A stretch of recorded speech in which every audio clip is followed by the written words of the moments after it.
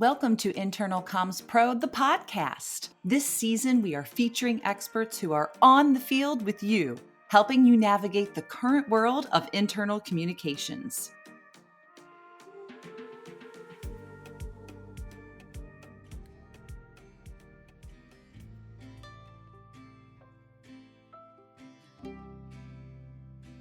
The hybrid work environment. Yeah, we've brought this up before in past seasons, but it's still an issue companies are facing. Where in 2020, we may have been waiting for the day to go back into the office, now people do not want to leave the company of their own homes. Some companies feel that the office culture is something they shouldn't get rid of, but what do they do when people just aren't coming in? Today's guest is Joseph Kimmy, Director of Client Experience at RCF Group.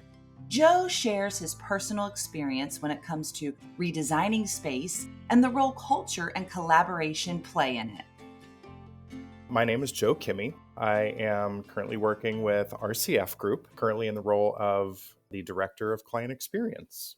Well, I was thrilled to get to cross your team's path and your path as we opened up our new collaboration zone and we didn't know what to do with it. And so, why don't you give us a little bit of background, first of all, of how did you get involved in this work, kind of what you do for your clients, and just kind of start us off high level with kind of your company's mission and vision. Sure. To paraphrase, my travel of employment and experience at RCF Group, we are a facility services and interiors company. So we help clients solve problems mostly inside the built environment. We also do some stuff on the outside in terms of grounds management, landscape management, things like that. So it's kind of a unique company with lots of different offerings. It's just kind of evolved through the years of our clients saying, hey, we need help with this. What can you do?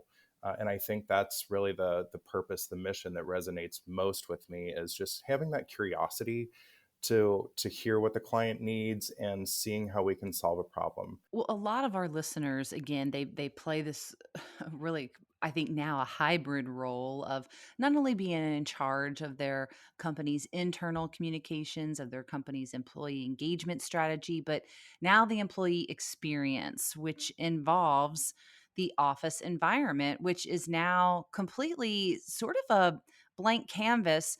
Are you finding clients coming to you and kind of scratching their head with how to rework or revamp the actual office space? Yeah, I mean, 2020 turned everything on its head. We were going down this one path, and then obviously, COVID happened and forced a lot of the lines of service and businesses to think extremely different and work extremely different for going on today. So while everyone hasn't returned back to work, it's definitely impacted the way that spaces are designed, how we solve problems today, and really the new set of emerging challenges that clients are facing. So what we try to do is help identify what those challenges are and what the mission, what the goal is, so that we can work towards that end result. It's a whole new ball game, and I unfortunately haven't come across the silver bullet yet, but we're, as an industry, we're certainly working towards it. So, what's some of the biggest issues coming up when people do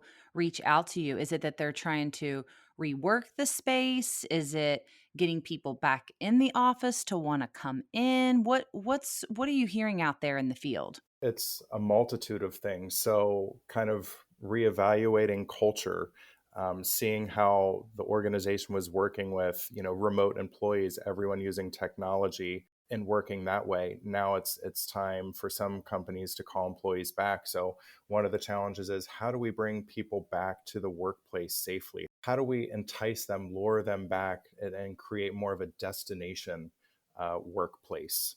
So I think that's one of the biggest pieces that we're seeing today, to where it's not filling up a space full of dedicated, workstations and private offices. It's okay, what do the employees need to want to come back to the office so they can start figuring out collaborating, whether formally or informally, to really help bolster the culture and drive business. So really creating that destination workplace is one of the biggest. There's companies that are right sizing, downsizing their real estate footprint saying, hey, we figured this out, we can do it. Ultimately, there's still some sort of need to have that physical presence. So that's another problem that we're solving for is, okay, if we're going to an abbreviated workspace, uh, what does that need to include? What do people need if they're coming in for a certain period of time, either a few hours a day or a few days a week? What do they really need to be most effective and productive in that workplace? Well, you took our team through a wonderful exercise. I think we actually met a couple times. And again, our listeners, the type of listeners, sometimes they do have the funds to engage firms like yourself. Sometimes they're doing it on their own. Whether they go do it on their own or whether they need to sell the idea of engaging a firm like yours, which I would strongly suggest everyone on this call do. Can you give our listeners some maybe high level pointers on, hey, when you go down the road, and I love these key phrases you're giving us, the reevaluate culture and create a destination workplace, as they go down to sort of make a case or to facilitate a conversation like this, do you have any pointers or guiding principles or questions that can help unearth certain key elements of what might go into reevaluating the culture or creating, because everyone thinks you're just going to open the office doors and people are going to come rushing back in, and that's not the case. So can you give us some pointers on, all right, step one, when you go down this road, these are the things you need to think about or ask? Yeah. So I think understanding culture, there's so many buzzwords these days around, whether it's culture, collaboration, things like that. Truly understanding what that is and the importance of it. It's going to be very different to each of the clients that we're working with. So really understanding a couple things around the culture, what the culture is today, what does that look like from a leadership, ownership, management perspective? What that current state is, and what the vision, what the future of their culture looks like. And then at the same time, also understand that there's another culture happening underneath that roof, and that is the culture of the employees, not leadership, ownership, but the actual goings on, the actual habits and goals of the workers, and really understanding all of those pieces, and then setting a clear goal of, hey, this is what success looks like, this is where we want to head, what we want to be as a group, as a employer. So really taking that deep dive into the culture and really evaluating it. And there's no right or wrong answer. Just know that there's going to be multiple answers to culture, and how it lies between, current state, future state, other people. There are subcultures within different departments as well. So it's a bit of a moving target. So making sure that you understand that, to where there's full alignment on a go forward strategy, because ultimately the built environment, the workplace, is going to help support culture. It's not going to change it, but it's certainly a huge factor in that. Now, the teams that you've worked with, um, again, those who have done this well and have come to you with all those answers, can you give us some examples of what they did to go understand their company's culture? At a broader stroke, I think just having that engagement amongst the different employees. Don't work in a vacuum when you're visioning for what your culture is and what it needs to look like. I think having key engagement along the way is so critical. Otherwise, you have the loudest voices in the room, the strongest personalities really driving that. And that's not necessarily representative of the culture and of, the employee base. So it's very important to kind of keep your finger on that pulse, just for the knowledge piece. But then if you're looking to make a change, make sure you have a change maker team. Make sure that you have those champions of change lined up, to where when change is kind of pushed back on, those champions can kind of step in and say, hey, look, this is the goal. Remember, this is kind of what we talked about, to help drive it. Let's talk about this idea of collaboration. I mean, we even changed the word of our office to our collaboration zone. And this was an interesting journey for us, to reimagine how people collaborate. I know I talked with a few behavioral scientists on like how this is done, and it did take some work to share that with our employees because some of them, they want that desk, they want that cubicle, and they want to sit there versus, hey, now we can hotel. And there was a bit of kind of paradigm shift and education we had to do with our employees. But let's dive a bit into with your experience and with the way that you've seen the science of collaboration. How can people reimagine certain parts of their office and rework them, to again evolve their culture in this new kind of world of hybrid work? Yeah. So, I mean, collaboration is just like culture. It's one of those buzzwords that we're seeing. To truly understand collaboration, to encourage people to work together on an activity is key. To take that deep dive and truly understand what the activities are is going to be most important. So my question I always ask is, sure, we want more collaboration. What does collaboration look like? How are you collaborating today? Because it can be as simple as sitting down, having a formal meeting at a table and chairs. Collaboration can be ideation, where you're sitting and working on a problem where you'll need, you know, marker boards, writable surfaces, technology to support that? Is it more of a presentation type collaboration where it's knowledge sharing amongst a team and group? I think that really helps to drive what the collaboration piece looks like. And again, understanding what the employees need from a collaboration standpoint will help kind of drive that culture. I think we're from a mindset, we have multiple generations, at least 5 generations right now in the workplace. These collaboration spaces are meant for people to come together and to share knowledge. We'll continue our conversation with Joe after a brief message from our sponsor, Circle.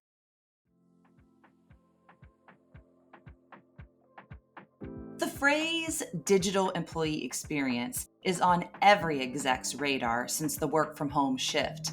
But engaging employees isn't as simple as adding an app or posting more frequently on employee social. It's about meeting your employees where they're at with the information they need and the stories they want. With Circle Broadcast, you can implement a cross channel communication strategy that makes your team's lives easier and provides a unique digital experience for each employee. Head over to circle.com/ICP, that's CERKL.com/ICP, to learn how the broadcast suite can modernize and simplify your internal communications. So, welcome back. Now that we've established the key components of an effective workspace, Joe shares specific examples of things he's seen out in the field. Let's jump back in. So, can you give us some maybe, creative examples? I mean, what's some of the most creative things that you've seen, organizations do when they've revamped their space, and what ideas have you seen out there that have enticed employees to come back? So it's all change management. As a human race, human beings, we are built to resist change. No one likes it.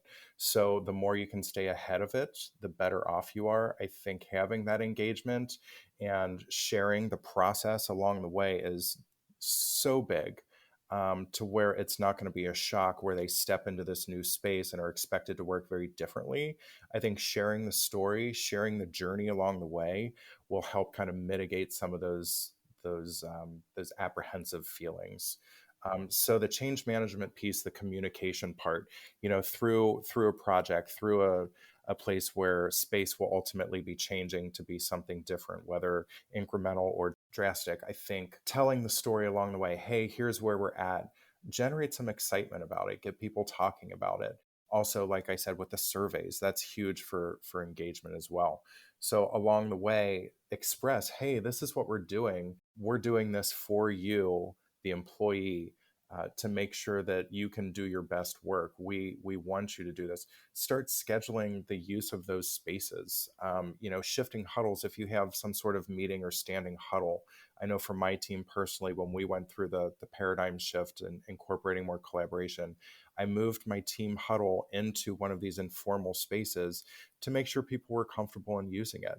And I think you get a much different reaction and a much different conversation in that type of setting versus everyone sitting around a desk. I truly feel that it cannot be the field of dreams mentality. It's not just going to happen. There has to be a lot of examples and a lot of communication along the way. I've seen signage and branding, as simple as, hey, have a seat, have a chat, have a cup of coffee. Incorporating some amenities around the space, have some prepackaged snacks, around a lounge space, or position that near the coffee maker, so people can grab a cup of coffee, have that collision, and then sit and talk, in a nice soft setting.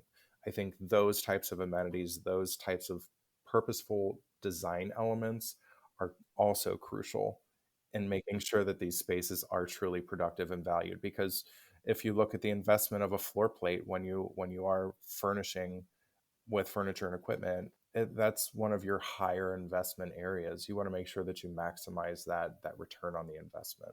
Well, and I know when we worked with your team, the process was just so great because it kind of unearthed even our needs. You know, we're a high growing company. And so mobility was key for us. And we told the story along the way when we had boxes of things we were trying to do. And we're not done yet, as you know, we're still trying to figure it all out. But I think that's so key. Do you have any other examples, or have you seen, or can you point our listeners to anything online of, oh, this company really did it right, or a picture of their lobby is here, or anything that any shining stars out there that we could look to for inspiration, or do you have them listed on your website? Yeah, I think we have some great client spaces that we've created through the years that are great points of reference. They're kind of one pages that really talk about the challenge, understanding what the ultimate goal was of the project, why we were there, and then some imagery along the way, and then the outcome itself. So I would highly recommend visiting the rcfgroup.com and looking at some case studies there. I'm a big fan of Pinterest. Being a design nerd, I love seeing beautiful things. So I will definitely poke around Pinterest, and I have my own saved boards of of my favorite workspaces. So That's great. I would have never thought of, you're right, Pinterest, of yeah, course. and so many clients are coming in today like, this is what I love. It's like, okay, got it, let's talk about exactly what you're responding to, what that strong reaction is about this picture, because we aren't going to do this, but I want to grab those elements. So it's very important. I think, when you ask me one of the, a list of things to consider when starting this journey, definitely just grab images. What speaks to you, what resonates, and at the same time, what don't you want? One last question here. Have you heard of any interesting things through the process of redesigning and reimagining, your office space and transforming it into a collaboration zone? Any ideas you've picked up along the way of how folks are being intentional about bringing their employees back? I mean, are they bringing in a masseuse on Tuesdays, or anything you've heard? Yeah, so you're exactly right. It's more about the amenities today. Understanding that there are human beings with lives outside of the 8 to 5 workforce, that need to have the dry cleaning done, that need daycare, childcare. Having those amenities built into the space or just offered through the company is huge. Not only does it help with attraction and retention, but it creates buzz around the office, like, oh my gosh, I can't believe that we're doing this. Or how great is it that I don't have to run out at my lunch and pick up my dry cleaning? Like, someone just comes in and grabs it for us. A masseuse, 100% have heard of that, a couple times actually. So I think, just again, you can probably flush that out through surveys, but understanding what would be most beneficial to the employees, and start to build that in. I've seen, more game type zones where we have pinball machines, pop a shot, oh gosh, ping pong. Are they also equipping kind of their rooms? I know we had to do this now for this virtual synchronous world, right? Where we had to get cameras that were showed the whole table so everyone's just not huddled around, the laptop. Have you seen some enhancements in those areas as well? Yeah, definitely the technology piece and the need for technology to connect with others outside of the walls is huge. So impacting what that looks like. Rooms have gotten a lot smaller to accommodate these single, like Zoom rooms, or phone rooms, phone booths.